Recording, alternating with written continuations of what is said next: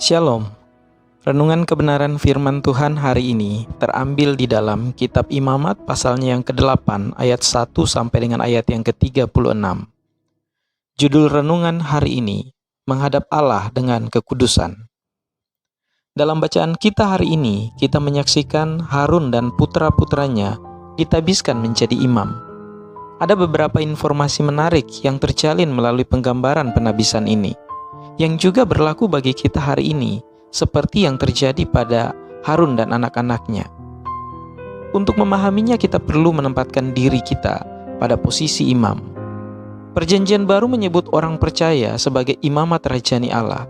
Sebagai contoh dalam 1 Petrus 2 ayat 9 mengatakan, "Tetapi kamulah bangsa yang terpilih, imamat yang rajani, bangsa yang kudus, umat kepunyaan Allah sendiri, supaya kamu memberitakan perbuatan-perbuatan yang besar dari Dia, yang telah memanggil kamu keluar dari kegelapan kepada terangnya yang ajaib." Juga di dalam Wahyu 1 ayat 5 dan 6 mengatakan, "Bagi Dia yang mengasihi kita, yang telah melepaskan kita dari dosa kita oleh darahnya, dan yang telah membuat kita menjadi suatu kerajaan, menjadi imam-imam bagi Allah Bapanya. Bagi Dialah kemuliaan dan kuasa sampai selama-lamanya. Amin." Imamat yang sekarang ditempati oleh semua orang yang mengaku dan mengakui keilahian dan kekuasaan Yesus sebagai anak Allah. Hal pertama yang dituntut dari para imam dan kita saat ini adalah kekudusan.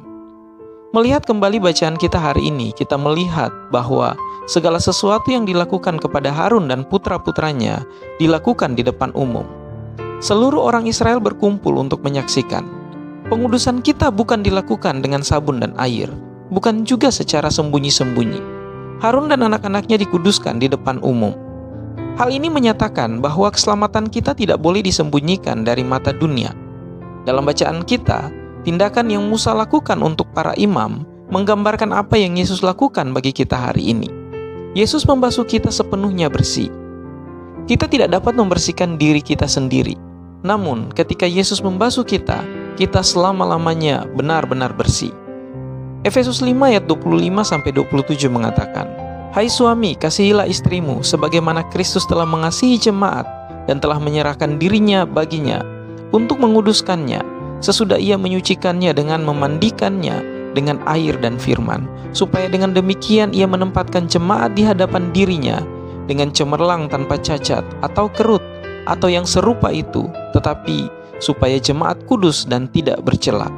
Tidak peduli seberapa kotor kita ketika kita datang ke salib, satu tetes darah Kristus membuat kita benar-benar bersih." Dari pembasuhan pertama para imam ini, mereka tidak akan pernah lagi diminta untuk dibasuh sebagai bagian dari kewajiban keagamaan.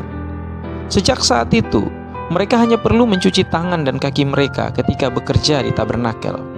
Ketika Yesus membasuh kaki murid-muridnya, Petrus meminta agar bagian tubuhnya yang lain juga dibasuh. Jawab Yesus kepadanya adalah, "Barang siapa telah mandi, ia tidak usah membasuh diri lagi selain membasuh kakinya, karena ia sudah bersih seluruhnya." Penebusan kita telah tuntas. Kita selamanya sudah bersih oleh pengorbanan Yesus. Kita sebagai imamat rajaninya, kita tidak perlu dibasuh, tetapi terkadang tangan dan kaki kita perlu dibersihkan. Ini menunjukkan kepada kita bahwa keselamatan kita bukanlah bersifat sementara. Meskipun kita jatuh, kita tidak akan tersesat.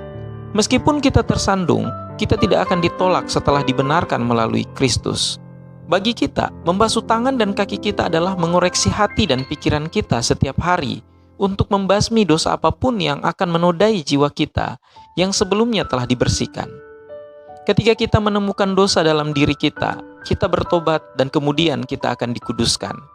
Kita tidak akan pernah kehilangan pembenaran maupun penebusan yang telah Kristus kerjakan.